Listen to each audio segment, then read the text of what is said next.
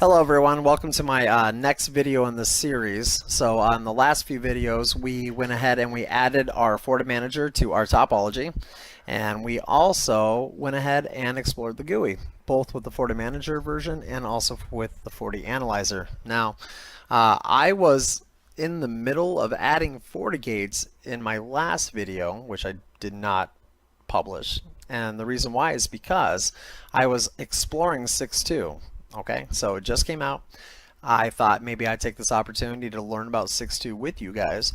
I could not get the local FortiGate and the FortiManager on 6.2 to join. Now I read somewhere where it has to maybe do with some licensing issues, but I did test it on 6 and it does work. So I'm going to just start this off right out of the gate saying, if you guys are going to set up your NSE 5 lab to practice, to play with, right? Stick with 6.0. All right, and that's probably the best thing anyways, because that's what the exam is based off of, is 6.0.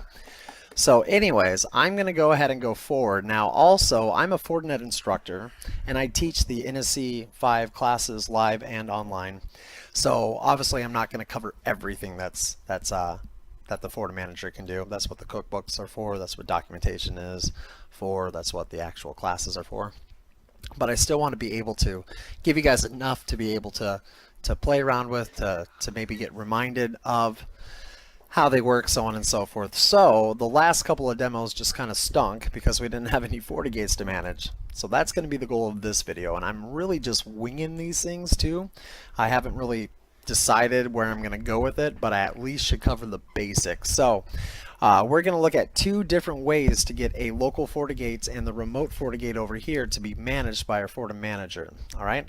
Our first way is taking the local FortiGates and pointing it to the FortiManager because it is inside our trusted network. So the local FortiGate is acting as our edge device.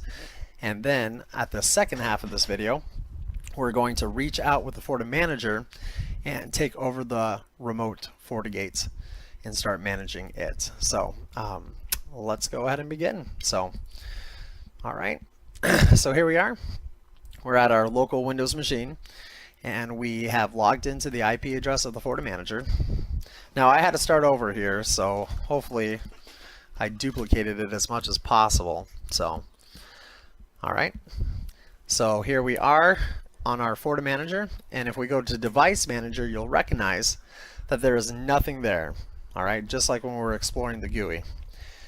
So because we can reach the FortiManager from our internal network, I'm going to go ahead and point to the FortiManager using the FortiOS on the FortiGate itself. So I'm going to log in. Okay. And then they did kind of move things around. So in older versions, we used to have to go to system settings to do our central management. Now I believe they are buried in the security fabric options. All right, so we're going to come over here to our settings, and one of them should be central management once the GUI loads up. So all right, so there we are. We have a central management tab. So let's go ahead and click it. So there are a couple of different ways that we can do this, and the FortiManager is going to be the one that we do. All right, so we're going to point to the IP address of the FortiManager. All right, and it is 250 in our lab environment. And you'll see right away that you get a confirmation that it found the FortiManager. See the free license version. Now that is nice. Older versions used to just say, we can't connect, and you're like, okay, that's great. Did it find it? Well, here it's saying, hey, we found it. Okay. Here's the IP address. Here's the serial number. So we got a pretty strong confirmation that the FortiManager has been found. So once that's done, we get kicked off because, in all intents and purposes, going forward, the FortiGate shouldn't really be managed through the FortiGates GUI. Everything can be done through the FortiManager and then some. So, but let's go ahead and take a look at what happened on the FortiManager side. So let's click the FortiManager. And as you can see, we actually have one unregistered device. So once we click it, all right, you'll see one unregistered device. Okay, and here is the local FortiGate, the model number, the serial number, and the IP address. Now, Once we bring this in, it's really the serial number that does the authentication between the FortiGates and the FortiManager when it builds up the SSL tunnel. So just something to keep in mind. So if you ever change the serial number, you'll have to, you know, do some additional steps to reassign the FortiGate to a new serial number. Maybe I'll do a video on that later, but it found it. So perfect. So let's go ahead and right click and add it. All right. Now you do need the password with at least super admin rights to set this up.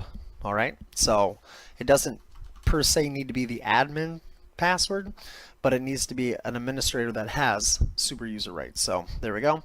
And local FortiGate is what we called it. It found it from the host name, so we're going to hit OK. And now what it's doing is collecting all the information about that FortiGates and also provisioning it to be centrally managed by the FortiManager. So, okay. I know it's not very exciting. So while while it's pulling it in, all right, and it will eventually. That is one way to do it. Okay. So as you can see here, our tunnel from our local FortiGate is up, and also the config side of things, the system configuration settings and so on and so forth, that's going to be a different video, have been synchronized, and we'll definitely talk about what that means. Okay. And then the host name, IP address, and what platform it is. And here it's a VM. Now other other FortiGates that are physical will have the physical model there. So also where it comes to the logging FortiGates, it instantly recognized that the FortiManager was also a FortiAnalyzer. So that's why you're going to see it in two different places. And we don't have any logging coming in, and that's all that that red little dot means, is that it doesn't see the flow of logs. That's fine. Once again, another video. So, but our goal here was to point the FortiGate to the FortiManager. Now, let's go ahead and take a look at what we can do with our remote FortiGate. Now, our remote FortiGate over here, and I just dropped this this box in my GNS3, so I believe it is a blank slate. So I'll definitely double check that here in just a second, but we have a problem. I did not set up any virtual IP addresses on the FortiGate. All right. So in other words, I really can't point to the FortiManager because it's protected behind the FortiGate. So I'm going to have to rely on the FortiManager to reach out to the public IP address of that remote FortiGate, all right, to take control over it. And that's going to be the second way that we get a device joined to the FortiManager. So I'm going to pretend like this is a remote location, and I sent them a FortiGate with just a static public IP address on it, and FortiGuard services FortiManager access on our WAN interface, and that's it. There's nothing else here. In the next videos coming up, we're going to do our policies, and I'll explain how that all kind of works. But I don't think I even did that, so I'm going to come in here real quickly and configure it. See, there's no password. So I'm going to do a get system status just to verify that the license was valid, and also to make sure that it's on the right FortiOS. Yeah, 6.0. Like I said, I had problems with 6.2 licensing. So, but now we're going to do a config sys interface, and we're going to edit port 4. Port 4 is connected to our WAN port. All right, and if we do a show here, there's nothing there. So let's set an IP address. And if you guys have watched my other videos, we just make believe that anything in the 10.200 space is going to be a public IP address, and we have to use a private one here and just play Peter Pan because, well, we're really connected to the internet, so we can't just take public IP addresses. So we're going to pretend like that's a static public IP address. All right. Now also, okay, there's no kind of access there. And normally, you know what? We probably wouldn't want access with ping. We probably wouldn't want access with management interfaces. But it is fully okay, in my humble opinion, to say, hey, let the special ports for the FortiGuard to reach out here and knock on the door and be able to set up that protection, that tunnel. So to do that, we're going to set allow access to FGFM, the FortiGuard management. I don't know what that really stands for, but that should be it. That's all we should really need to be able to reach out there and talk to this device. Now, once again, because I did not set up DNAT or anything, this guy can't call home, even though that is an option. That's going to be a different video if I decide to do it. But here we're going to actually discover it from the, where's my Windows box? From the FortiManager. So we're going to go to Get Device. We're going to go to Discover. And we're going to go to 10.200.3.1 admin, and normally it'd be that nice long password. And once again, it has to be an administrator that has super user permissions. So, all right. And then it's going to go out there, it's going to reach, and hopefully it's going to discover it. Now, if it doesn't, it probably has to do with my GNS3. I did not verify the connection between the my pseudo WAN connection there. It might not have even booted up, but we'll see what happens here. So, well, I'm going to let it go ahead and discover. So I'm going to just hit pause right here and just let it do its thing until I get an error message or if it goes forward, but it should not take that long. So, all right, guys, I'll be right back. Alright guys, I'm sorry about that.